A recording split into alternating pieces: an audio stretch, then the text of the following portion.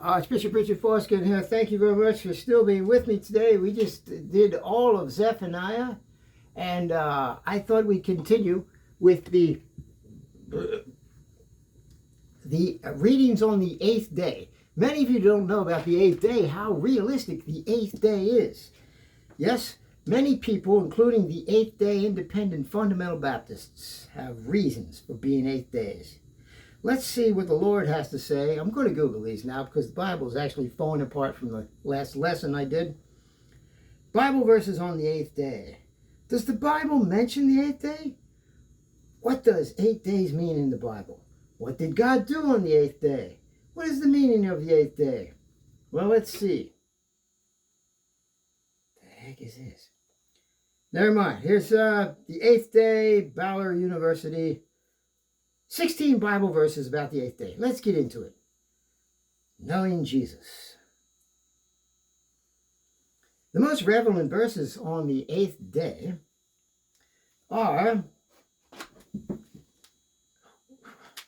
Leviticus 23:36. For 7 days ye shall present an offering by fire to the Lord. On the 8th day ye shall have a holy convocation. Not a vacation. A holy convocation. This is where they con the people into believing a certain thing, and then they talk them out of ever taking a vacation. Working 6 days a week and only taking off on the Sabbath. So, yes, on the 8th day you shall have a holy convocation and present an offering by fire to the Lord. It is an assembly. You shall do no laborious work. Get that? No. Get that notification off my screen. Would I like to send notifications to encourage your relationship with Jesus? No. That's what it says it right there. No, the Archbishop does not want... You can't tell me how to believe. I mean, you're all confused. You don't know what to believe yourselves. Nehemiah 8:18. He read the book of the law of God daily, from the first day to the last, and they created the feast 7 days. And on the 8th day, there was a solemn assembly according to ordinance. Leviticus 23:39. On exactly the 15th day of the 7th month, when you have gathered in the crops of the field, ye shall celebrate the feast of the Lord for 7 days, with a rest day on the 1st day and a rest day on the 8th day. Therefore, as this was finally turned into, these people became 8th day independent fundamental Baptists.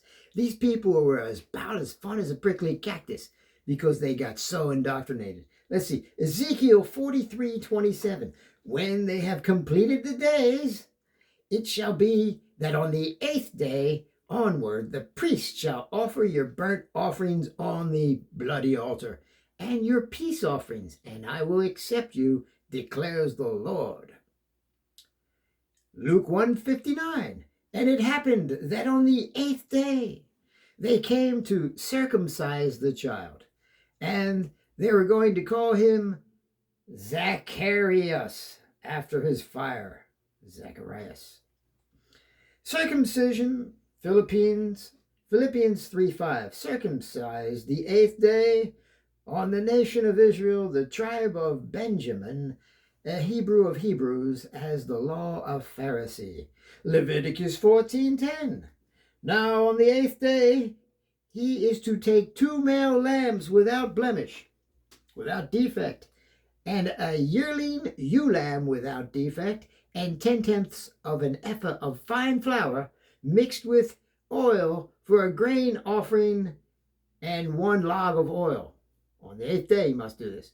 Leviticus 14:23. Then the 8th day he shall bring them for his cleansing to the priest at the doorway at the tent of meetings. That's where they slaughtered animals on a regulated altar, bloody altar, and they put heads and they arranged them there. Yes, this was a candy-coated blood guilt cult. Not candy-coated at the time, just a blood cult. Blood guilt cult. Yes. Read Leviticus yourself, everybody out there, especially Christians. I read it. The Archbishop read it. Yes, then on the 8th day he shall take himself 2 turtle doves. You know how cute they are. Wring their necks. Or 2 young pigeons. come before the Lord to the doorway of the tent of meeting and give them to the priest to wring their necks. Yes, and for the poor people. The poor people, you only had to bring turtle doves if you didn't have the money. If you couldn't afford a bigger animal. And if your sins were small, then you just use a turtle dove. Here's another one. Yes. Whew. Numbers 6:10.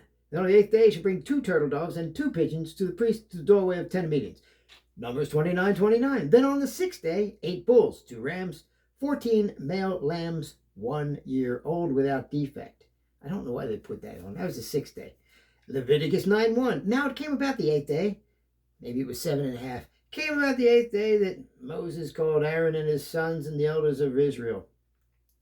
God likes the 8th day because it represents a type of circumcision, as far as we can tell here by the scriptures. On the 8th day, it was Gamaliel, the son of Pedazur, leader of the sons of Manasseh.